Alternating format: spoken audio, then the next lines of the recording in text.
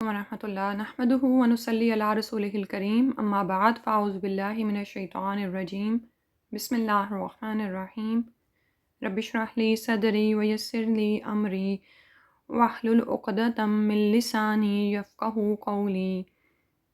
سورہ زمر ہم کر رہے تھے، پارہ نمبر 23 ہے، آیت نمبر 15 سے کرنا ہے۔ تلاوت سنتے ہیں۔ فاعبدوا ما شئتم من دونه قل إن الخاسرين الذين خسروا أنفسهم وأهليهم يوم القيامة ألا ذلك هو الخسران المبين۔ فَاعْبُدُوا پس عبادت کرو ماں جس کو تم چاہو من دونہ اس کے علاوہ۔ قل کہہ دیجئے ان الخاسرین بے شک خسارہ اٹھانے والے، الذین وہ لوگ ہیں، خسروا جنہوں نے خسارے میں ڈالا، ہلاکت میں ڈالا، انفسہم اپنے نفسوں کو، واہلیہم اور اپنے اہل کو، یوم القیامہ قیامت کے دن۔ الا خبردار رہو، سن رکھو، ذالک یہ، ہوا وہی، الخسران المبین کھلم کھلا خسارہ ہے۔ تو آپ کو یاد ہوگا کہ لاسٹ ٹائم جو رکوع ہم نے شروع کیا تھا اس میں ہم یہی پڑھ رہے تھے کہ اللہ سبحانہ و تعالیٰ نے فرمایا کہ وہ لوگ جو تقوی اختیار کرنے والے ہیں وہ یہ بات یاد رکھیں کہ اللہ سبحانہ و تعالیٰ کی زمین وسیع ہے اور بلا شبہ صبر کرنے والوں کو ان کا اجر بے حساب دیا جائے گا۔ یعنی دو گروپس کی بات ہو رہی تھی، ایک وہ گروپ ہے جو کہ رسول اللہ صلی اللہ علیہ وسلم کا حکم مان کر ایمان والوں میں شامل ہو گیا، اور ان کو کہا جا رہا ہے کہ اب اپنے ایمان پر استقامت کے ساتھ جمے رہو، اور اگر اس معاملے میں آپ کو ہجرت بھی کرنی پڑے تو کر جائیں۔ اور آپ صلی اللہ علیہ وسلم کے لیے جیسے اللہ تعالیٰ نے فرمایا کہ کل انی امرت ان اعبد اللہ مخلص اللہ الدین، کہ مجھے تو یہی حکم ہوا ہے کہ میں اپنے رب کی عبادت کروں خالصتاً اس کے لیے اپنے دین کو خالص کرتے ہوئے۔ ٹھیک ہے، تو دین میں اخلاص کی بات ہم نے پچھلی دفعہ بھی کی تھی۔ تو ہماری عبادت کا ہر کام اور ہمارا جو بھی دینی معاملہ ہے سب کچھ اللہ سبحانہ و تعالیٰ کے لیے خالص ہو، اس میں ریاکاری نہ ہو، بناوٹ نہ ہو، نہ ہمیں کسی سے کوئی مطلب ہو، بلکہ ہم اپنا اجر اللہ سبحانہ و تعالیٰ سے ہی چاہیں۔ اور اب یہاں پر مشرکین کو اس آیت میں حکم دیا جا رہا ہے فَاعْبُدُوا مَا شِئْتُم مِّن دُونِهِ، کہ یہ تم پر چھوڑ دیا گیا ہے کہ تم اللہ کو چھوڑ کر جس کی عبادت کرنا چاہتے ہو کرتے رہو۔ نیز کہا گیا کہ قل کہہ دیجئے ان کو ان الخاسرین، کہ بے شک خسارہ اٹھانے والے وہی لوگ ہیں جنہوں نے اپنی جانوں کو اور اپنے اہل کو قیامت کے دن خسارے میں ڈال دیا۔ یہی اصل خسارہ ہے، خبردار کیا گیا کہ یہ کھلم کھلا خسارہ ہے۔ یہ صریح خسارہ کس لحاظ سے ہے کہ اگر مشرکوں کے کچھ نیک اعمال ہوئے بھی تو وہ شرک کی وجہ سے برباد ہو جائیں گے اور صرف ان کے گناہ ہی گناہ باقی رہ جائیں گے۔ دوسرے، ان کے بال بچوں کے گناہوں کا رستی حصہ بھی ان کو ملے گا، کیونکہ انہوں نے اپنے بال بچوں کے لیے بھی ہدایت کی کوئی کوشش نہیں کی۔ اور پھر یہ کہ آپ یہ دیکھیں کہ دنیا میں تو خسارے کی تلافی اس طرح سے ممکن ہو سکتی ہے نا کہ آپ کاروبار میں دوبارہ پیسہ لگا دیں، دوبارہ محنت کریں تو فائنلی آپ کو نفع حاصل ہو جائے اور جو پرانا خسارہ ہے وہ بھی آپ اپنا پورا کر لیں۔ لیکن قیامت میں تو یہ صورت ممکن نہیں ہوگی، ہر طرف سے خسارہ ہی خسارہ انسان کو گھیر رہا ہوگا، بلکہ یہ مشرکین اور یہ انکار کرنے والے اگر چاہیں گے بھی کہ ان کو دوبارہ دنیا میں بھیجا جائے تاکہ یہ اچھے بنیں اور ایمان لے آئیں تو ان سے یہ بات قبول نہیں کی جائے گی۔ اللہ سبحانہ و تعالیٰ سے صریح خسارے سے بچائے تو کتنا زیادہ ضروری ہے کہ نہ صرف ہم اپنی ہدایت کا سامان کریں بلکہ اپنے بچوں کو بھی، اپنے خاندان والوں کو اس راہ پر لگائیں، اپنے نفسوں کو، اپنے اہل و عیال کو اس خسارے سے بچا لیں جس کی تلافی ممکن نہیں ہے۔ اس دن کیا ہوگا؟ اگلی آیت میں فرمایا لهم من فوقهم ظلل من النار ومن تحتهم ظلل ذلك يخوف الله به عباده يا عباد فاتقون۔ لہم ان کے لیے من فوقہم ان کے اوپر سے ذلل بادل ہے، من الناری آگ کے، استغفر اللہ، ومن تحتہم اور ان کے نیچے سے ذلل بادل ہیں، ذالکہ یہ بات، یخوف ڈراتا ہے اللہ اللہ بھی ساتھ اس کے، عبادہ اپنے بندوں کو، یا عبادی اے میرے بندوں، فتقون پس تم تقوی اختیار کرو۔ تو اس آیت میں اللہ سبحانہ وتعالیٰ نے فرمایا کہ ان کا حال کیا ہوگا، کہ یہ لوگ جس خسارے میں خود کو ڈالے ہوئے ہیں اور اپنے جانوں کو اور اپنے اہل کو قیامت والے دن اس خسارے میں ڈال لیں گے، تو وہاں پر ان کا انجام کیا ہے، لہم من فوقہم ظلل من النار، ان کے اوپر آگ کے بادل ہوں گے اور ان کے نیچے سے بھی بادل ہیں، یعنی آگ ہی ہے ہر طرف جو ان کو چھائے ہوئے ہے، استغفر اللہ۔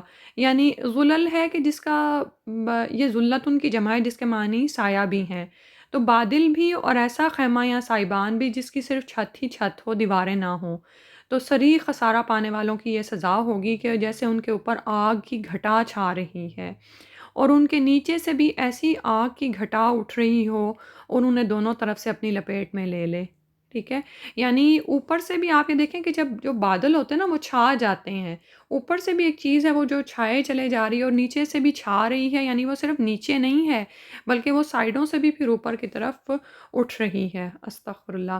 تو یہ وہ چیز ہے جس سے اللہ سبحانہ و تعالیٰ اپنے بندوں کو ڈراتے ہیں، اور کہ انسان اس دنیا میں اپنے اعمال کو بہتر بنا لے اور سمجھ جائے اس بات کو کہ ہدایت کو مان لینا کتنا ضروری ہے، اس فانی دنیا کے پیچھے انسان خود کو اپنی ہلاکت میں نہ ڈالے۔ یعنی کتنا بڑا یہ خسارہ ہے کہ انسان اس فانی دنیا کے لیے تو محنت کرتا رہے اور وہ جگہ جہاں پر اس کو ہمیشہ کی زندگی گزارنی ہے اس کو وہ تباہی کے دھانے پر لا کھڑا کرے۔ یا عبادی فتقون، اے میرے بندوں پس تقوی اختیار کرو، مجھ سے ڈرتے رہو، یعنی میں تمہارا رب ہوں، میں تمہارا خالق مالک ہوں اور میرے سامنے ہی تمہیں حاضر ہونا ہے، تو پھر کیا کرنا چاہیے؟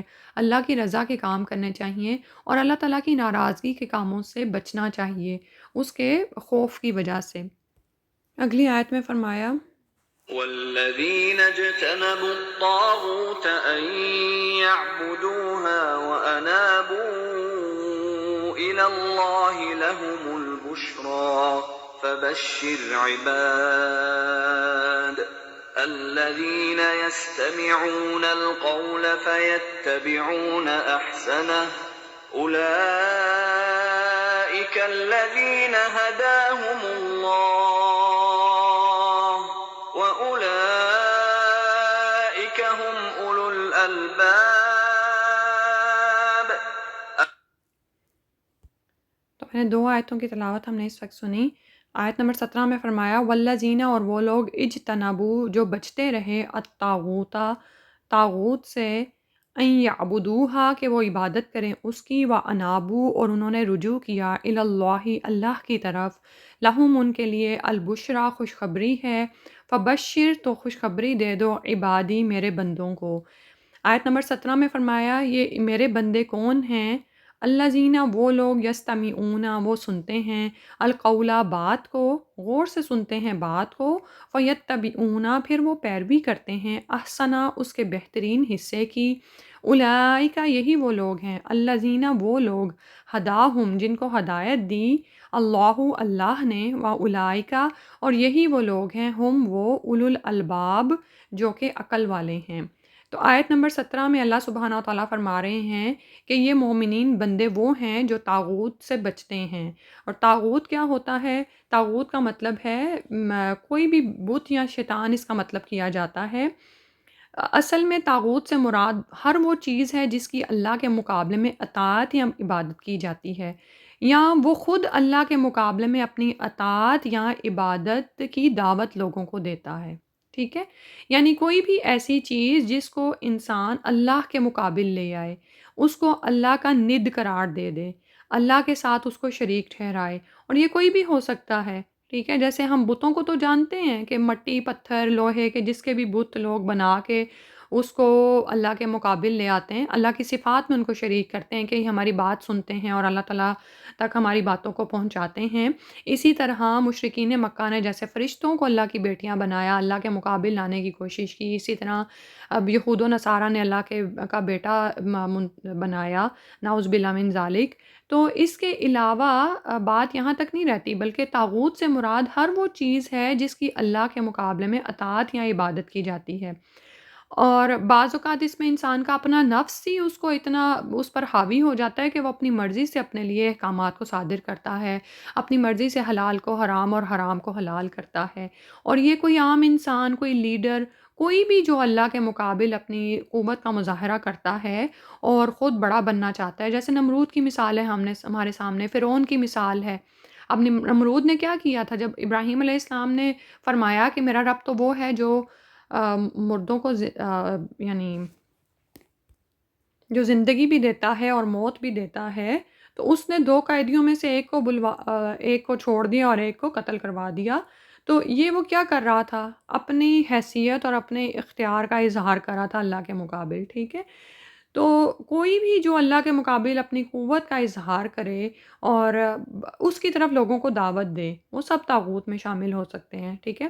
تو اس میں کوئی دنیا دار چودھری بھی ہو سکتا ہے، کوئی ایسا حکمران، کوئی ادارہ یا پارلیمنٹ بھی، ٹھیک ہے؟ آپ یہ دیکھیں کہ دنیا میں کتنی زیادہ حکومتیں ہیں، کس کس طرح کی حکومتیں ہیں، اور وہ اللہ کی شریعت کو تو نافذ نہیں کر رہی نا، تو ساری ہی طاغوتی حکومتیں ہیں جو کہ اپنی مرضی کے احکامات کو صادر کرتی ہیں، جو بھی ان کی نفسانی خواہشات ہوتی ہیں ان کو وہ صادر کرتے ہیں۔ اب ہم دیکھتے ہیں کہ کتنے ہی ایسے شرعی احکامات ہیں جو کہ یعنی معروف جو کرنے والے کام ہیں انہی کا اللہ سبحانہ وتعالیٰ نے بھی حکم دیا، انہی کا شریعت حکم دیتی ہے اور نہیں سے روکتی ہے۔ لیکن اب ایسی کتنی ہی چیزیں ہیں جو کہ معروف کی اصطلاح میں بھی یعنی پسندیدہ نہیں ہیں، لیکن ان کو حکومتیں اپنے قوانین کا حصہ بنا رہی ہیں، ٹھیک ہے؟ تو یہ سب کچھ کیا ہے؟ طاغوتی قوتیں ہیں، یعنی ایک طرف اللہ کا حکم ہے اور دوسری طرف ان کا اپنا حکم ہے، تو اللہ کے حکم کے مقابل اپنا حکم لے آنا، اپنی مرضی سے حلال کو حلال، حرام اور حرام کو حلال ٹھہرانا، سب کچھ جو بھی اس میں آ سکتا ہے یہ سب کچھ طاغوتی قوتیں ہیں، ٹھیک ہے؟ تو فرمایا کہ وہ لوگ جو ایسی تمام تر سرکش طاغوتی قوتوں سے بچتے ہیں کہ وہ اس کی عبادت کریں، وہ انابو اور وہ رجوع کرتے ہیں۔ یہ جو انابت ہے نا، یہ کتنی اہم چیز ہے۔ پیچھے جو ہم نے انبیاء کے قصے پڑھے تھے اس میں ہم نے کیا دیکھا تھا کہ انبیاء بار بار اللہ سبحانہ و تعالیٰ کی طرف رجوع کرتے تھے۔ ہر وقت بھی اللہ کی طرف رجوع کیا جائے، اور اس کے علاوہ جب بھی انسان سے کبھی کوئی غلطی ہو جائے تو بھی وہ اللہ سبحانہ و تعالیٰ کی طرف رجوع کرے۔ وَأَنَابُوا إِلَى اللَّهِ لَهُمُ الْبُشْرَىٰ، یہی وہ لوگ ہیں جن کے لیے خوشخبری ہے۔ فبشر عبادی، تو میرے بندوں کو خوشخبری دے دیں۔ خوشخبری کس چیز کی؟ ایک تو آخرت میں جو ان کو انجام ملنے والا ہے، اور اس کے علاوہ دنیا میں بھی خوشخبری۔ آپ یہ دیکھیں کہ جب کوئی انسان ایمان کی راہ پر استقامت اختیار کرتا ہے تو پھر اس کو عبادت کی، رجوع کی، شکر گزاری کی توفیق دے دی جاتی ہے، یہ بھی ان کے لیے خوشخبریاں ہی ہیں۔ تو البشرا کیا ہے؟ ایسی اچھی خبر جو اس کے دل میں ڈالی جاتی ہے تو وہ اچھے کام کرنے لگتا ہے، اس کو نیک لوگوں کی صحبت میسر آ جاتی ہے، اچھے دوست، اچھے مشیر، اچھی صحبت مل جائے، تو یہ سب خوشخبری ہے۔ اور پھر ایسی محفلوں سے انسان کا دل خوش ہوتا ہے، یہ بھی البشرا ہے، ٹھیک ہے؟ اور یہ کس کو ملتی ہے؟ یہ نعمت طاغوت سے بچنے والے کو، اللہ کی طرف لوٹنے والے کو ملتی ہے۔ اور پھر جو دل کا سکون اور اطمینان حاصل ہوتا ہے نا، وہ دنیا جہان کی دولت بھی اکٹھی ہو جائے تو اس میں نہیں ہے، ٹھیک ہے؟ تو البشرا سے مراد اللہ تعالیٰ کی طرف رجوع کرنے والوں کو جب یہ ملتی ہے خوشخبری، تو ایسے لوگوں کی محبت ہے جو کہ اسے نصیب ہو جاتی ہے جو اللہ سے محبت کرنے والے ہیں، ٹھیک ہے؟ یعنی بعض اوقات کیا ہوتا ہے کہ جب ہم دین کی طرف آ جاتے ہیں لیکن اس کے باوجود بھی ہم سے غلطیاں ہوتی رہتی ہیں تو ہم بڑے پریشان ہوتے ہیں، ٹھیک ہے؟ تو آپ یہ دیکھیں کہ وہ جو حدیث کا مفہوم ہے کہ المرء مع من احبہ، کہ آدمی اس کے ساتھ ہوگا جس کے ساتھ اس نے محبت کی ہوگی، تو اللہ تعالیٰ سے محبت کرنے والے اللہ کے قریب ہوں گے، یہ بھی خوشخبری ہے نا؟ تو صحابہ کرام یہ کہتے تھے کہ اس جملے سے ہمیں جو خوشی ملی اس سے پہلے نہیں ملی، ٹھیک ہے؟ تو یہ خوشخبری کس کے لیے ہے؟ اولیاء اللہ سے محبت رکھنے والوں کے لیے نا. تو اسی طرح بعض اوقات ہم اپنے مرے ہوئے بندوں کے لیے کوئی سچے خواب دیکھتے ہیں، اچھے خواب دیکھتے ہیں یا اپنے لیے ہی کچھ دیکھتے ہیں، تو یہ بھی خوشخبری ہوتی ہے، کیونکہ وحی کا سلسلہ تو ختم ہو چکا ہے. اب مبشرات ہی بچے ہیں جو کہ یہ سچے اور اچھے خواب ہی ہیں.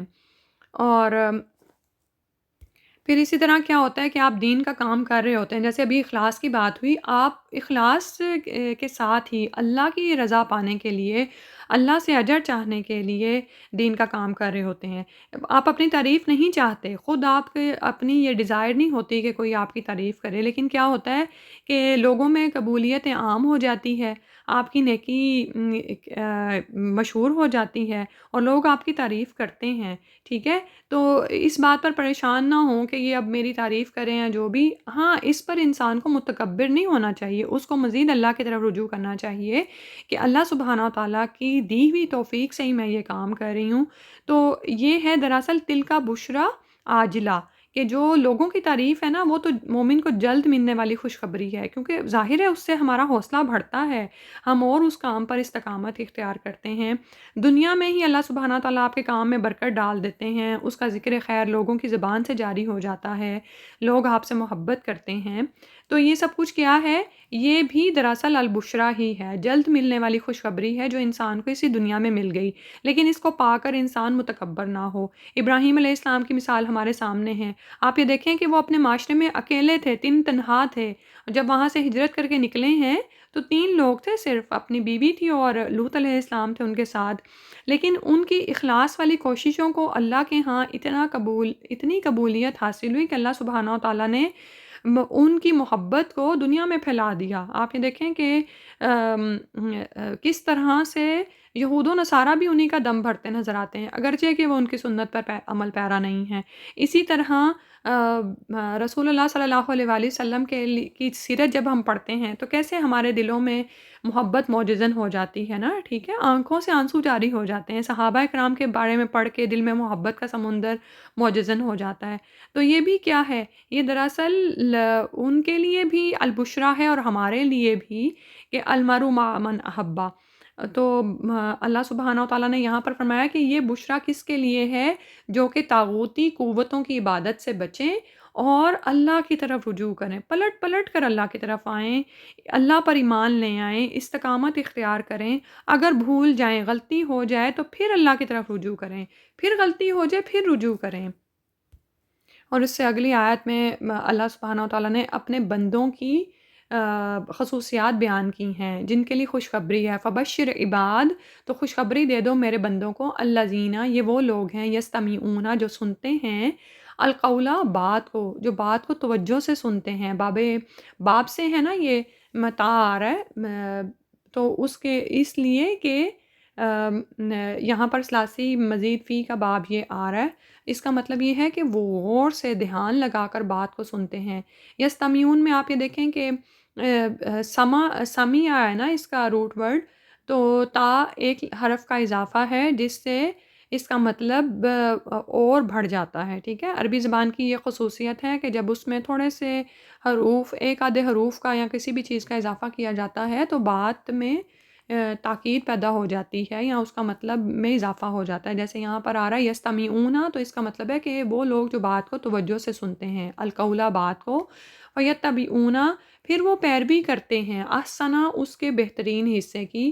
اولئک، یہی وہ لوگ ہیں، الذین، وہ لوگ، ہداہم اللہ، جن کو اللہ تعالیٰ نے ہدایت دی ہے، واولئک هم اولو الالباب، اور یہی وہ لوگ ہیں جو کہ عقل والے ہیں.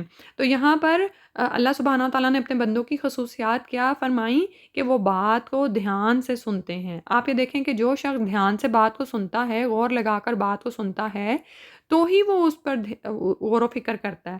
ٹھیک ہے، اور اس کے مطابق کچھ نہ کچھ عمل کرتا ہے.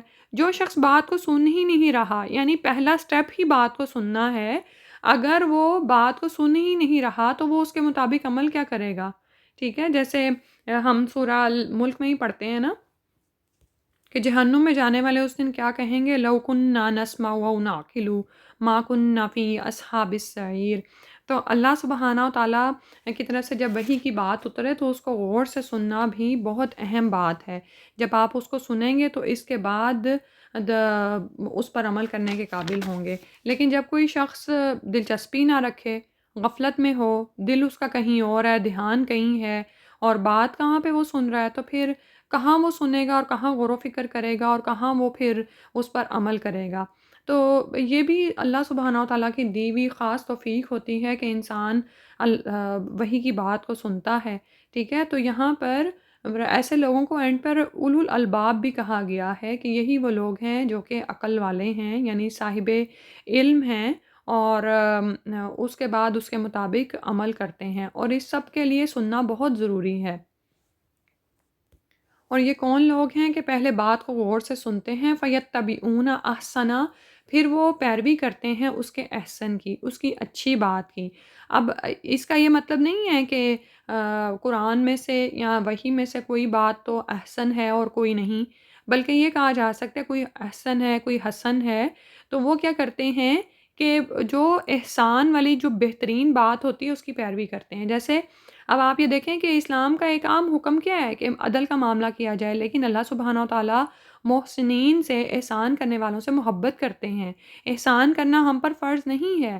عدل کا معاملہ کیا جا سکتا ہے، لیکن محسنین کے لیے اجر و ثواب کی بشارتیں آئی ہیں. تو یہ وہ لوگ ہیں جو کہ احسان کے درجے پر کام کرتے ہیں.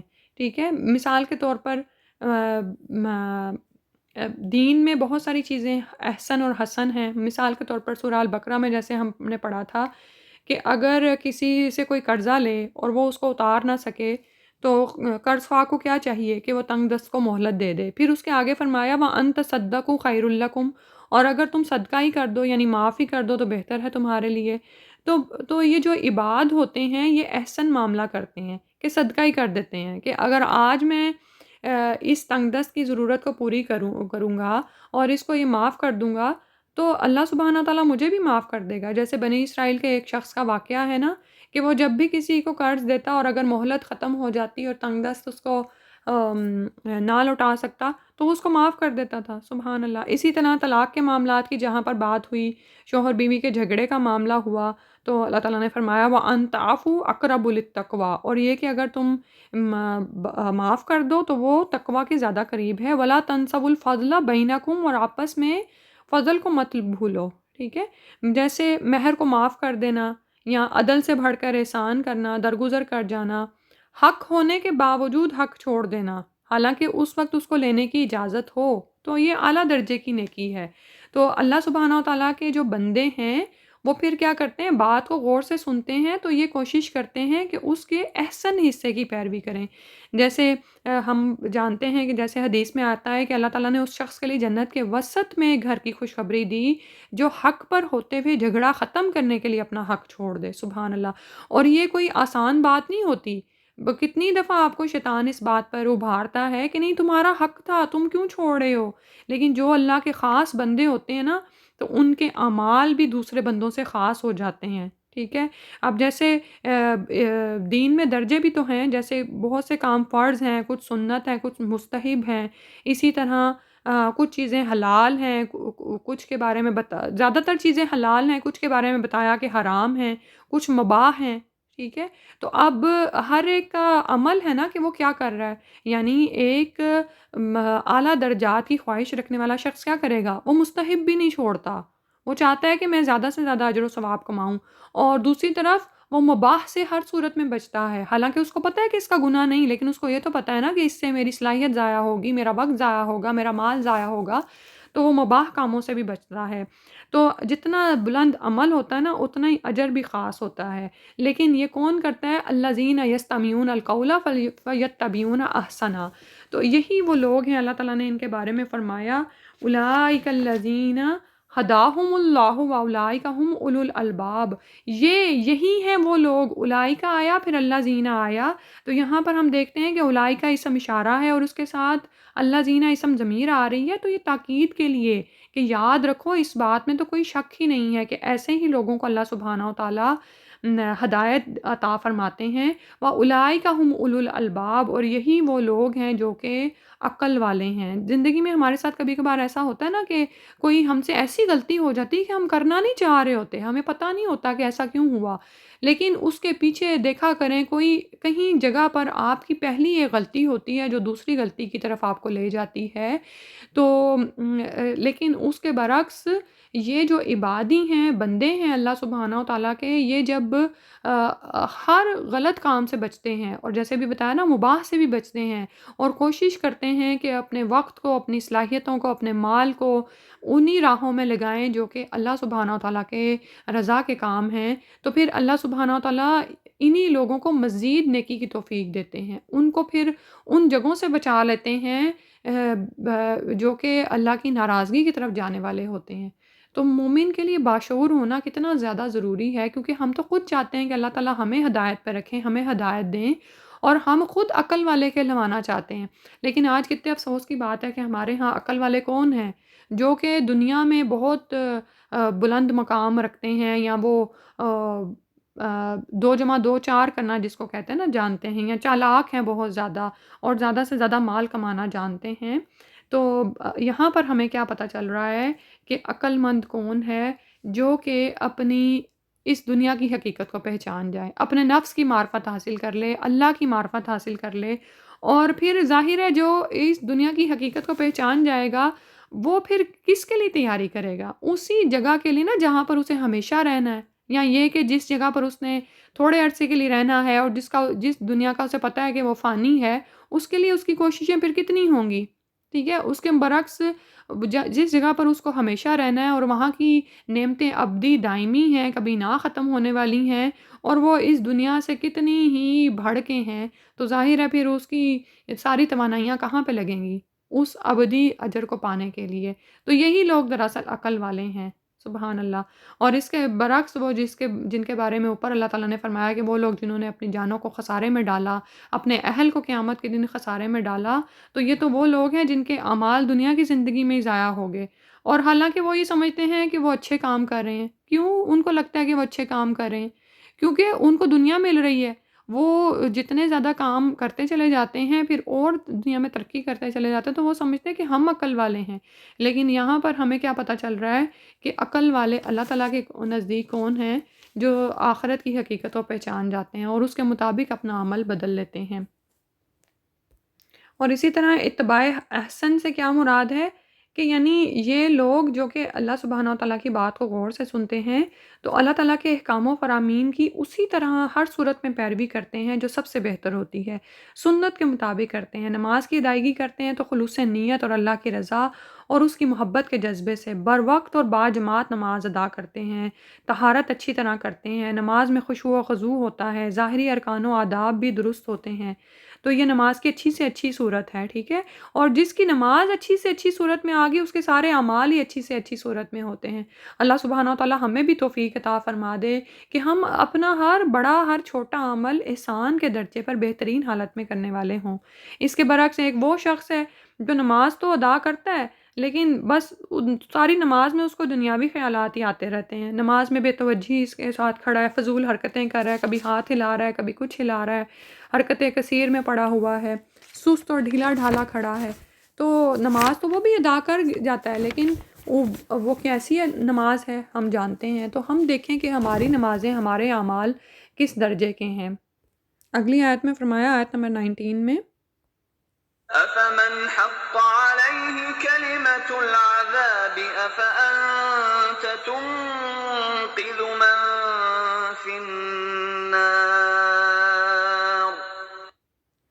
آفامن کیا بھلا جو حقہ ثابت ہو گئی علیہ اس پر کلمۃ العذاب، عذاب کی بات، افانتا کیا بھلا آپ، تنقذو بچانے والے ہیں، من فی النار اس کو جس کو جو شخص آگ میں ہو۔ تو نبی صلی اللہ علیہ وسلم کو فرمایا جا رہا ہے کہ اس شخص کو کون بچا سکتا ہے جس پر عذاب کی بات ثابت ہو چکی ہو. جیسے سورہ یاسین میں آتا ہے نا لقد حق القول علی اکثرہم فہم لا یؤمنون.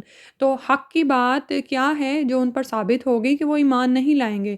اسی طرح جیسے سورہ الف لام میم سجدہ میں آتا ہے لَأَمْلَأَنَّ جَهَنَّمَ مِنَ الْجِنَّةِ وَالنَّاسِ أَجْمَعِينَ کہ اللہ تعالیٰ کی طرف سے یہ بات ثابت ہو گئی کہ میں ضرور جہنم کو جنوں اور انسانوں سے سب کے سب سے بھر دوں گا. تو ایسا شخص جس پر عذاب کی بات ثابت ہو چکی ہے تو آپ کیسے اس کو بچا سکتے ہیں جو آگ میں گر چکا ہو. یعنی جس نے اپنے لیے اپنے اعمال کے سبب ہی اپنے اناد ضد ہٹ درمی اور بدعمالیوں کے سبب عذاب کو اپنا مقدر کر لیا ہو تو پھر وہ ہدایت کی راہ کیا اختیار کرے گا. آپ اسے کیسے اس ہدایت کی راہ کی طرف کھینچ کر لا سکتے ہیں. ٹھیک ہے. یا آپ یا کوئی دوسرا کیسے انہیں راہ راست پر لا سکتا ہے اور ان کو آگ سے نکال سکتا ہے.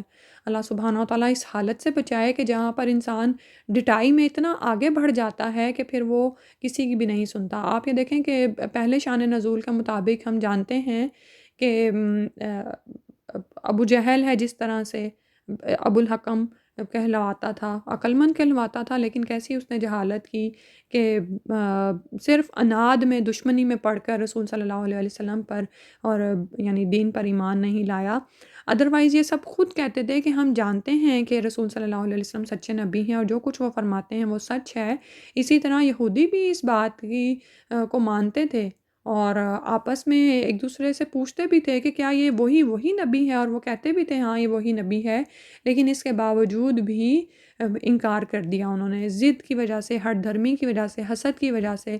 تو ایسے ہی لوگ ہیں نا جنہوں نے اپنے اوپر عذاب کو لکھوا لیا یعنی جنہوں نے ہدایت کو پایا اس کو سمجھ گئے پہچان گئے لیکن صرف اپنی سرکشی کی وجہ سے اپنی انا اور تکبر کی وجہ سے ایمان نہ لائے.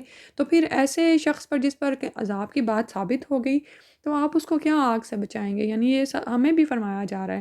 پھر اگلی آیت میں فرمایا لكن الذين اتقوا ربهم لهم غرف من فوقها غرف مبنية تجري من تحتها الأنهار وعد الله لا يخلف الله الميعاد.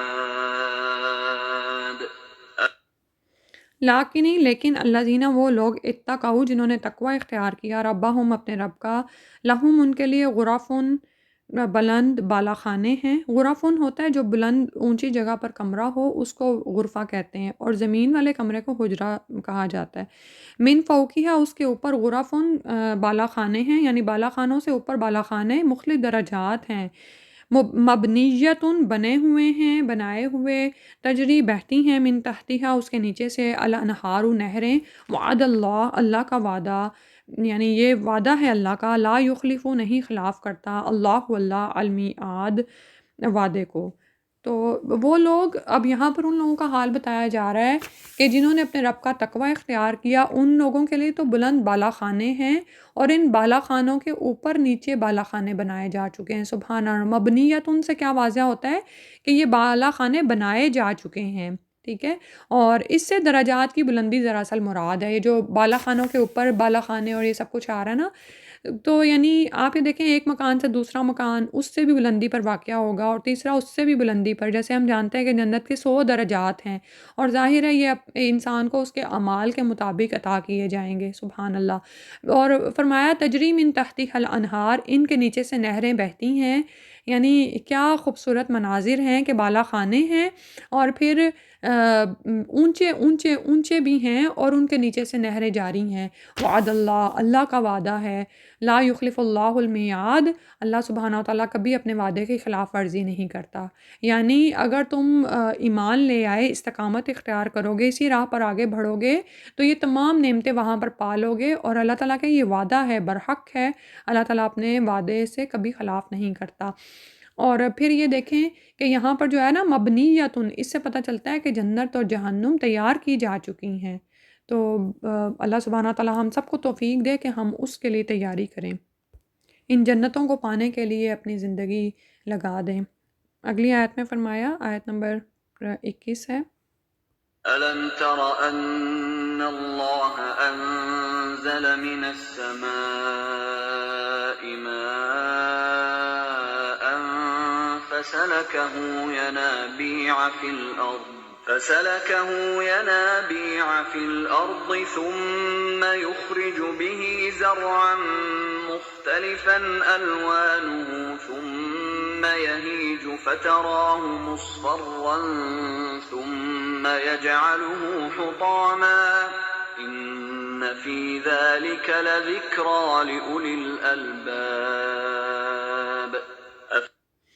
علم ترا، کیا نہیں تو نے دیکھا، ان اللہ کہ بے شک اللہ تعالیٰ نے انزلہ اتارا من السمائی آسمان سے، ما ان پانی، فسلکہ پھر اس کو چلا دیا، ینابیع چشموں کی صورت میں، فی الارض زمین میں، ثم پھر یخرجو وہ نکالتا ہے، بھی ساتھ اس کے زرعن کھیتیاں، مختلف الوانہ اس کے رنگ ہیں، ثم یہیجو پھر وہ بھبک اٹھتی ہے یعنی اوپر کو آتی ہے، فتراہ تو تم دیکھتے ہو اس کو، مصفرن زرد ہوتا ہوا، پیلا پڑتا ہوا جیسے، ثم پھر یجعلہ وہ کر دیتا ہے اس کو حطامن ریزہ ریزہ، ان فی ذالک بے شک اس میں، لذکرہ یقیناً نصیحت ہے، لأولی الالباب عقل والوں کے لیے۔ تو اس آیت میں اللہ سبحانہ تعالیٰ نے فطرت کی طرف غور کرنے پر انسان کی توجہ دلائی ہے کہ کیا تم دیکھتے نہیں کہ بے شک اللہ تعالیٰ نے آسمان سے پانی کو اتارا، اور وہ پانی کیا کرتا ہے کہ زمین میں جذب ہو کر زمین کو سیراب کرتا ہے، یعنی یہ نہیں ہوتا کہ اوپر کھڑا رہے اور نقصان دے، بلکہ زمین کے اندر چلا جاتا ہے، اور جس طرح زمین کو ضرورت ہوتی ہے اس طرح اس کو سیراب کرتا ہے، اور زائد پانی نیچے اور نیچے چلا جاتا ہے، اور پھر یہ کبھی چشموں کی صورت میں پھوٹ نکلتا ہے، کبھی کنویں وغیرہ کھود کر نکالا جاتا ہے، اور کبھی ندی نالوں میں بہتا ہوا دریاؤں کی صورت اختیار کر لیتا ہے۔ تو یہ سب پانی کے منابع ہیں، یعنی جہاں سے پانی میں نکلتا ہے انسانوں کے لیے، سبحان اللہ۔ اور جس بھی صورت میں پھر آتا ہے یہ پانی، اس سے انسانوں کو، حیوانوں کو اور نباتات کو سیراب کیا جاتا ہے، ان کی ضروریات پوری کی جاتی ہیں۔ آپ یہ دیکھیں کہ کتنی ہی جگہیں ایسی ہیں جہاں پر پچھلے دنوں سیلاب آیا ہوا تھا، ٹھیک ہے، اور بعض جگہوں پر تو ایسا سیلاب آتا ہے کہ بند تک کھول دینے پڑتے ہیں کہ ان کے ٹوٹ جانے کا اندیشہ ہوتا ہے، اور اسی طرح بعض اوقات ایسی بارشیں ہوتی ہیں کہ زمین کے سوتے ابل پڑتے ہیں، یعنی زمین کا اور آسمان کا پانی مل جاتا ہے، اور کس طرح سے ہلاکت کا باعث بنتا ہے۔ تو یہ دراصل انسان کی توجہ دلائی جا رہی ہے اس بات کی طرف کہ کیا تم غور و فکر نہیں کرتے کہ اللہ سبحانہ و تعالیٰ ہی آسمان سے پانی اتارتا ہے، اور وہی اس پانی کو زمین میں جذب کر دیتا ہے، کہ وہ پانی جو کہ زمین کی سطح پر رہ کر انسان کے لیے نقصان کا باعث بنے، زمین کے اندر جا کر کس طرح تمہیں مختلف نعمتیں مہیا کرتا ہے، اور پھر یہی وہ پانی ہے کہ پھر اس کے ذریعے سے زمین سے مختلف طرح کی کھیتیاں نکلتی ہیں جن کے مختلف رنگ ہوتے ہیں، یعنی ایک ہی پانی ہے، ایک ہی مٹی ہے، ایک ہی سورج ان پر اپنی روشنی اور شعاعیں اور گرمی پہنچاتا ہے، لیکن کس طرح مختلف طرح کی کھیتیاں، دانے اور پھل، سبزیاں، کیا کیا کچھ زمین سے برآمد ہوتا ہے، پھر تم دیکھتے ہو، یعنی اس کو، زمین کو دیکھتے ہو کہ وہ اوپر آتی ہے، اور اس کی کھیتیاں بڑھتی پھلتی پھوٹتی ہیں، زرد ہوتی ہیں، پھر اللہ سبحانہ و تعالیٰ اس کو چورا چورا کر دیتے ہیں، سبحان اللہ۔ یعنی جب تم اس میں سے اپنے دانے اور وہ چیزیں نکال لیتے ہو تو باقی تمام چیزوں کا کیا حال ہوتا ہے، حطامہ ہو جاتی ہیں۔ تو اس میں دراصل نصیحت ہے عقل والوں کے لیے۔ اب عقل والے کون ہیں؟ جو کہ یہ بات جان جاتے ہیں کہ زندگی ہے تو بڑی پربہار اور بڑی اچھی لگتی ہے جب یہ جوانی پر آتی ہے، لیکن اس کے بعد اس کا انجام ویسا ہی ہے جیسا نباتات کا ہے۔ انسان کی اپنی زندگی کی یہی کیفیت ہے کہ وہ اس زمین سے ہی اگتا ہے جیسے نباتات باہر آتی ہیں، ٹھیک ہے، اور اس کے بعد جس طرح نباتات زور پکڑتی ہیں اپنی، یعنی بھرپور جوانی پہ جیسے کہتے ہیں آتی ہیں، اسی طرح انسان جوان ہوتا ہے، طاقت پکڑتا ہے، لیکن کیا ہوتا ہے کہ وہ بھول جاتا ہے کہ مجھے حطامہ بھی ہونا ہے، مجھے ریزہ ریزہ بھی ہونا ہے۔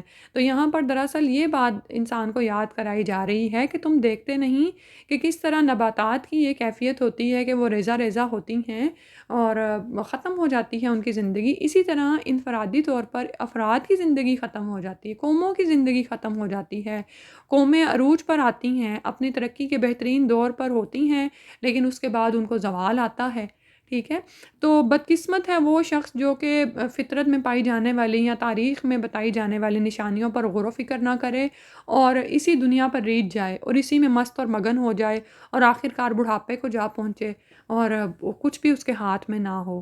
تو اللہ تعالیٰ کی سنت جاریہ یہاں پر جاری ہے، وہی کچھ ہونا ہے جو کہ باقی سب کے ساتھ ہو رہا ہے، نباتات کے ساتھ ہو رہا ہے، تاریخ میں لوگوں کے ساتھ ہوا یا پوری قوموں کے ساتھ ہوا۔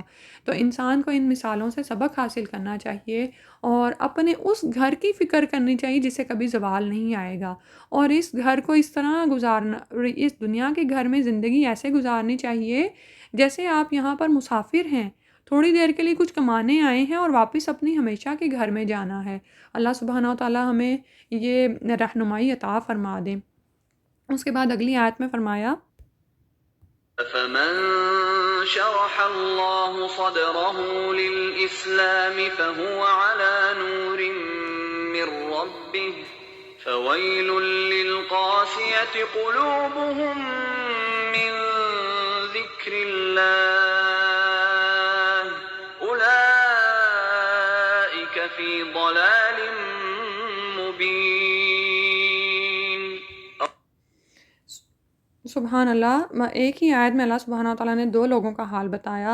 افمن، کیا بھلا جو شرح کھول دیا اللہ نے صدرہ اس کا سینہ للاسلامی اسلام کے لیے، فہوا تو وہ علی نور اوپر ایک نور کے ہے، من ربی ہی اپنے رب کی طرف سے، فویل تو بربادی ہے، ہلاکت ہے، للقاسیاتی واسطے ان لوگوں کے جن کے سخت ہو گئے ہیں، قلوبہم ان کے دل، من ذکر اللہ کے ذکر سے۔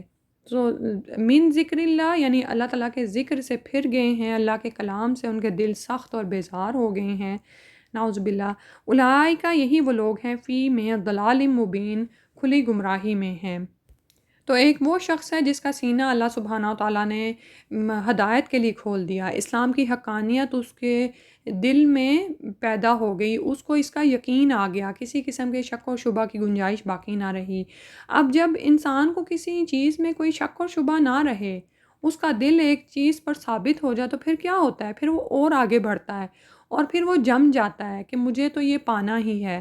یعنی جب آپ کو ایک بات کی حقیقت کا علم ہو جائے، مثال کے طور پر آپ ہر صورت میں ایک عذاب سے بچنا چاہتے ہیں، آگ سے بچنا چاہتے ہیں، اور آپ کو علم میں ہے کہ اس عذاب اور آگ سے میں اسی صورت میں بچ سکتا ہوں جب میں ایمان لے آؤں اور اس پر مستحکم ہو جاؤں، استقامت اختیار کر کے مزید آگے بڑھوں۔ تو پھر انسان کیا کرتا ہے؟ راہ میں آنے والی مشکلات کو اس کا مقابلہ کرتا ہے، اس سے کسی صورت پیچھے ہٹنا گوارا نہیں کرتا، کیونکہ اس کو پتہ ہے پیچھے میرے کھائی ہے، مجھے ہر صورت میں آگے ہی جانا ہے۔ تو یہی دراصل اللہ تعالیٰ کی دی ہوئی توفیق ہے کہ جس سے سینہ کھل جاتا ہے اور انسان کے اندر سے تمام شکوک و شبہات نکل جاتے ہیں۔ لیکن ظاہر ہے اللہ سبحانہ و تعالیٰ یہ توفیق اسی شخص کو دیتے ہیں جو خود بھی حق بات کو قبول کرنے پر آمادہ ہوتا ہے، اس کے اندر خیر کی طلب ہوتی ہے، وہ چاہتا ہے کہ اس راہ پر آگے بڑھے۔ تو دراصل یہ شرح اللہ، سینے کا کھل جانا، اس سے مراد دل کا کھل جانا، انسان کو بصیرت عطا ہو جانا، اس کے اندر فراست کا آ جانا ہے، ٹھیک ہے۔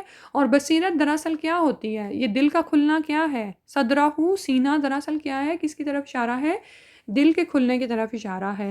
اور دل کا کھل جانا یعنی دل کی آنکھوں کا کھل جانا، حقیقت نظر آنا شروع ہو جانا، ظاہری چیزوں سے پرے دیکھنے کی صلاحیت پیدا ہو جانا، ٹھیک ہے۔ تو وہ شخص جو کہ اس دنیا کی حقیقت کو پا لیتا ہے اور آخرت کی زندگی کی حقیقت اس کے سامنے کھل جاتی ہے، تو یہی دراصل شرح صدر کی علامت ہوتی ہے۔ پھر اس کو وہ نور مل جاتا ہے جو اسے وہ باتیں سجھاتا اور سمجھاتا ہے جو اوروں کو سمجھ میں نہیں آتی، ٹھیک ہے۔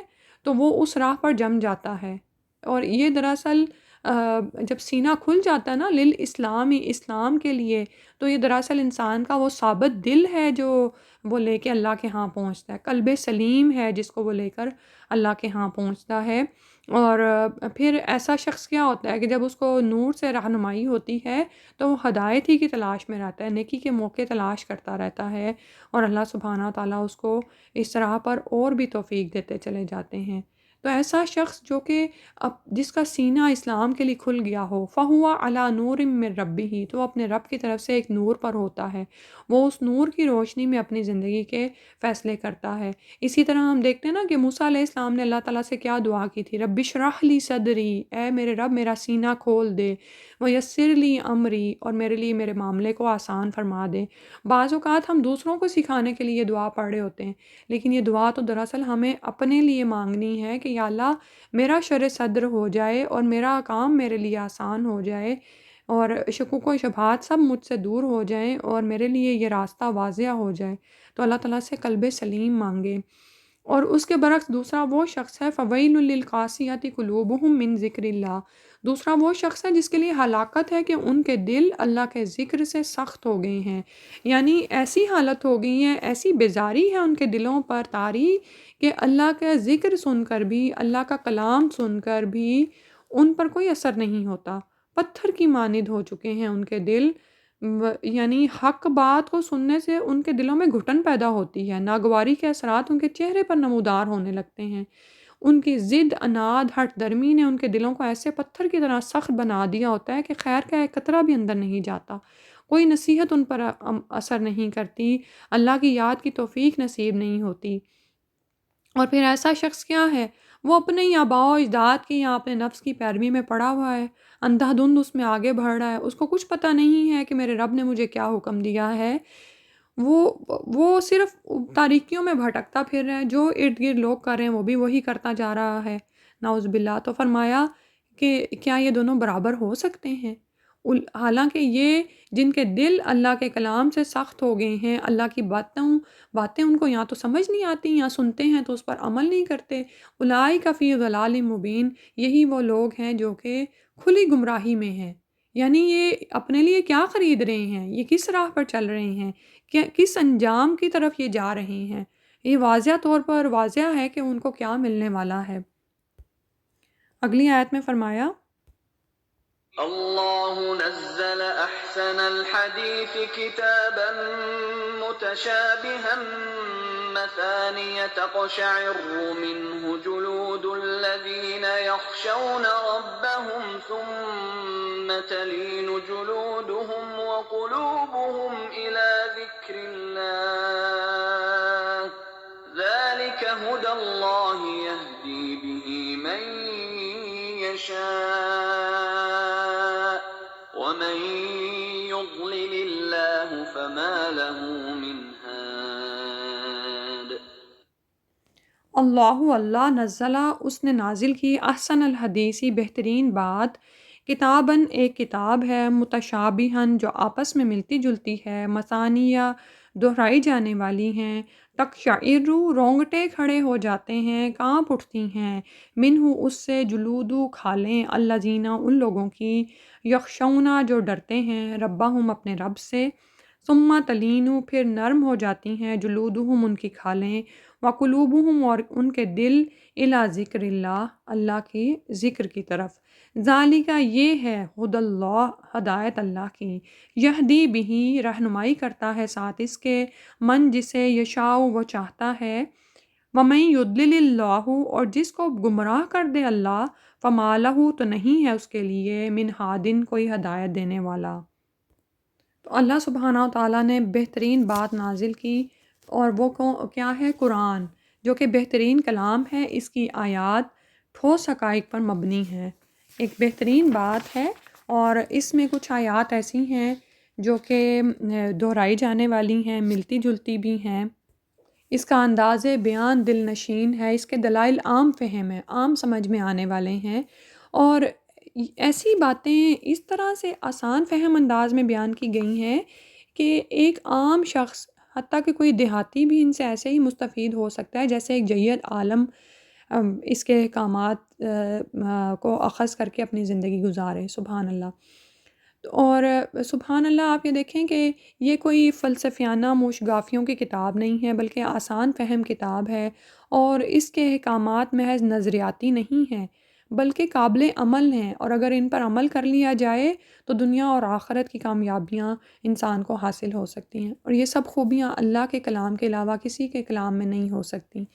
اور قرآن میں ہی آپ یہ دیکھیں کہ ایسی آیات بھی آپ کو ملتی ہیں کہ اگر 20 مقامات پر بھی ایک مضمون آیا ہے تو اس میں اختلاف اور تضاد نہیں ہوتا، ٹھیک ہے؟ یعنی بعض اوقات کیا ہوتا ہے کہ ایک بات کو مختلف جگہوں پر مختلف انداز بیان اور الفاظ کے اختلاف کے ساتھ بیان کیا جا رہا ہوتا ہے، لیکن ایک جگہ کا مضمون دوسری جگہ کے مضمون کی تائید ہی کرتا ہے، اور اس کا مقصد کیا ہوتا ہے؟ تاکہ بات انسانوں کے ذہن میں پوری طرح سے ذہن نشین ہو جائے، ٹھیک ہے؟ جیسے اسی لیے کہتے ہیں کہ ان القرآن یفسر بعدہ بعدن، کہ کہ بے شک قرآن کا ایک حصہ دوسرے حصے کی تفسیر کرتا ہے، ٹھیک ہے؟ اور یہاں پر مثانی کا ذکر آیا ہے کہ کچھ آیات ایسی ہیں جو بار بار پڑھی اور دہرائی جاتی ہیں، جیسے سورہ الفاتحہ کو سبع من المثانی کہا گیا ہے کیونکہ یہ صورت کم از کم نماز کی ہر رکعت میں پڑھی جاتی ہے، ٹھیک ہے؟ اور اسی طرح نماز کے علاوہ بھی پڑھی جاتی ہے۔ اس سے مراد دوسری وہ آیات ہیں جو قرآن میں بے تکرار وارد ہیں، یعنی بار بار آئی ہیں، جیسے وَيْلٌ يَوْمَئِذٍ لِّلْمُكَذِّبِينَ آتا ہے بار بار، یہ آیت یعنی بار بار گزرتی ہے۔ اسی طرح وَلَقَدْ يَسَّرْنَا الْقُرْآنَ لِلذِّكْرِ فَهَلْ مِن مُّدَّكِّرٍ، اس کے بارے میں ہم جانتے ہیں یہ آیت بار بار آتی ہے۔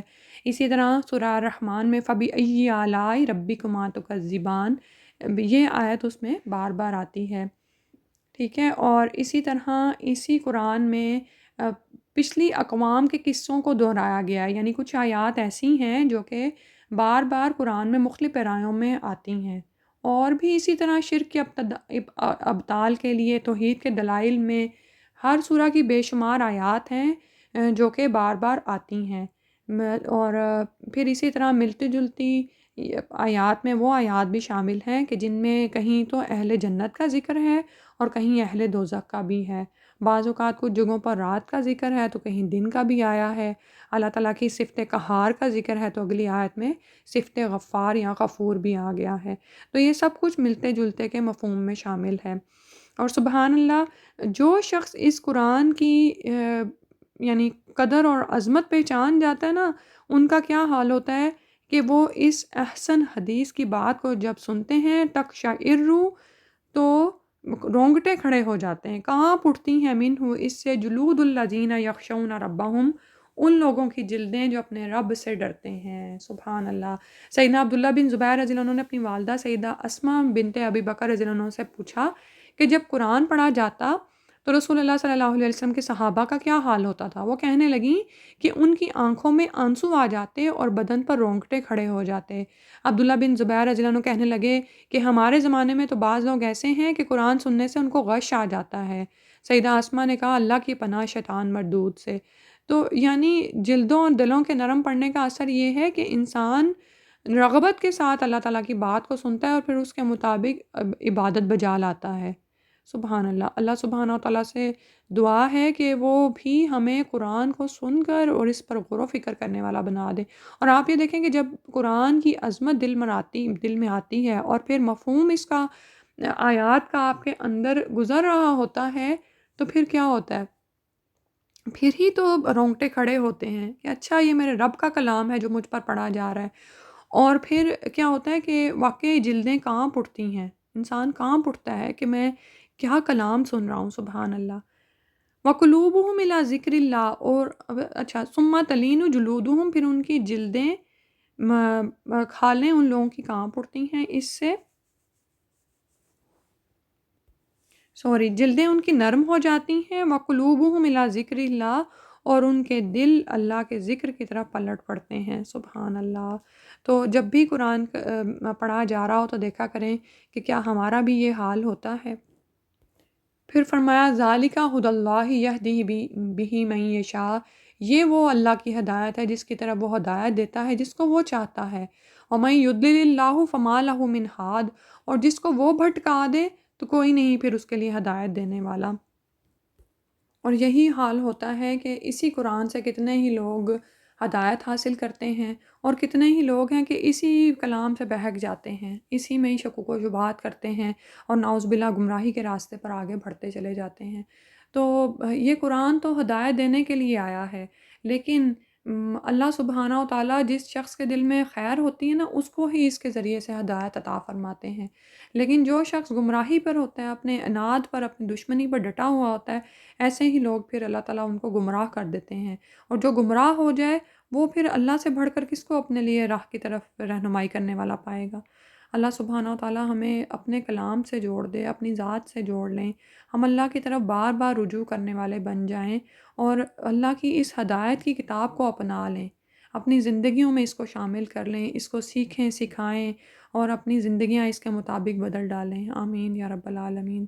یا اللہ یا رب العالمین، ہمیں جہنم کے آگ سے بچا کر، وہ آگ جو ہر طرف سے لوگوں کو یعنی ڈھانپ لے گی، اس سے بچا لیں، اور جنت الفردوس کے بلند درجات عطا فرما دیں۔ یا اللہ یا رب العالمین، ہم میں سے جو لوگ گزر چکے ہیں ان کی بھی مغفرت فرما دیں، ان کو بلند درجات عطا فرما دیں، اور ہمیں ایمان اور عافیت کے ساتھ ان سے ملا دیں۔ سبحانک اللہم و بحمدک، نشہد ان لا الہ الا انت، نستغفرک و نتوب الیک۔ السلام علیکم ورحمۃ اللہ۔